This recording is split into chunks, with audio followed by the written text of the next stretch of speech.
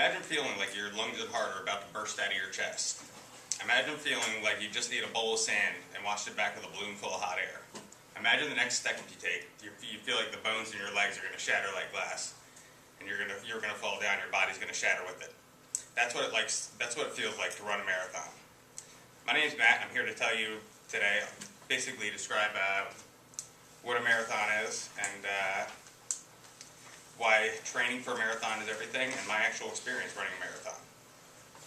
A marathon is an awesome challenge that draws hundreds of thousands of runners per year. Alright, first I'll start by describing the history of a marathon a little bit. This is from the exercisingtherighttoread.org. The name marathon comes from a battle in 490 BC where the Greeks beat the Persians in Marathon, Greece. A man named Philippides was sent to run from Sparta, he ran from Marathon to Sparta 25 miles to give news of their victory, and when he got there, he dropped dead. Apparently Gatorade had not yet been invented. Oh, wow.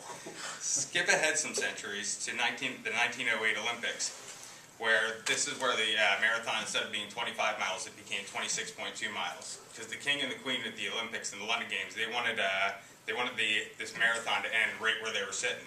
So they asked it to be 1.2 miles, and after a lot of grief from the Olympic people and everything, they finally decided to keep it at 26.2 miles.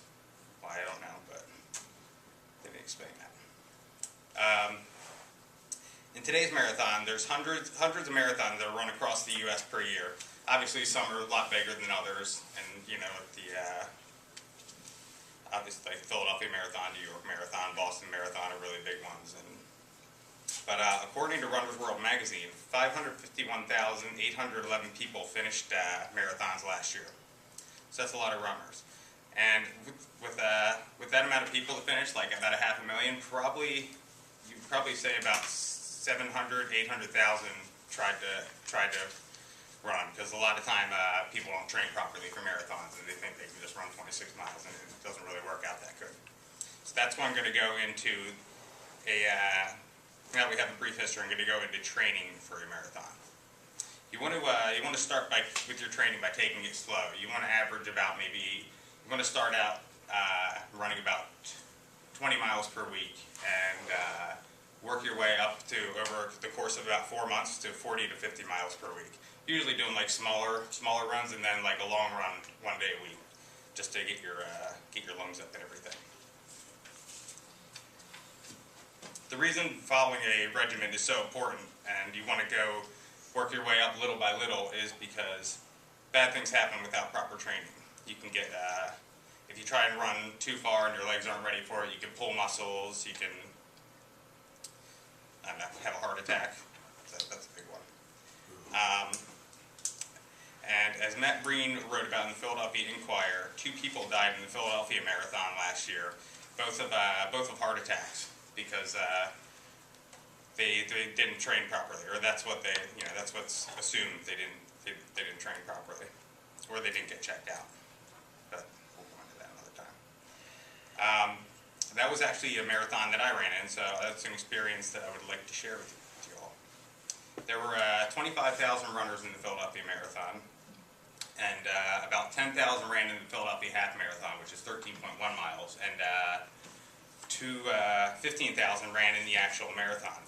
Only in the actual marathon, only 2/3 finished. So like 5,000 people didn't finish, and 10,000 people did. And you can kind of see as you're running it that why people don't finish, and that goes back to the whole training thing, because they didn't really train properly for it. The race itself was awesome, though. It was a nice day, and it started at the Art Museum. It was about 60 degrees out, and it kicks off at 8 a.m. and you go in waves. Usually about like 1,000 to 2,000 people go off and running, and then they let another wave of people go. And Mayor Nutter's there giving people high fives as you're heading out, and it's pretty cool. It starts out like you run through Center City, and then you work your way down to the Delaware River, and then you go back along the Delaware River, and then up South Street. And South Street was a lot of fun, because there was all these bands out there jamming, and people were throwing gummy bears at you and stuff, and it was pretty exciting. But then as you got through like Chestnut Street and Walnut Street, it got really congested and people were tripping over each other and there was people falling down all over the place, and it was still kind of cool. Eventually, when you got out of the city portion and you get down near the Philadelphia Zoo, everything starts spreading out, and the people actually start thinning out, I guess, because you're about 10 miles in, and I don't know, things are thinning out. But once it circles back around to the art museum, that's where you're back at you're at the 13-mile mark, where it's like the half marathon, and that's when things really start thinning out because you're losing about 10,000 people that just ran the half marathon. So then you head up Kelly Drive along the Schuylkill, and you're heading up towards Manayunk, and that's where things started going bad for me, at least, because I had to go to the bathroom because I ate too much the night before, and there was no porta potties inside. And a lot of people were running off to the side and just going to the bathroom, but luckily I came across a porta potty and I got a little break, so that was cool. Then I fast forward to about not mile 20 is when you started getting into Manayunk and everything. And if anybody knows Manayunk is just like full of hills. There's hills all over the place. And there's one that's called like the Wall, and it's like a 2-mile incline like this. And while I was running up that, when I trained, when I was training, I ran along the Delaware River, along the canal path, and there's not a single hill there, so I didn't train at all with hills. So when I was running up this like wall thing, my legs started like getting like real wobbly and like felt like jello. And I actually didn't think I was gonna be able to make it. Like I really thought they were gonna give out. So I just walked for about 20 or 30 minutes, and they were actually handing out cups of beer in Manayunk too, which was kind of cool. So like I took they were seriously.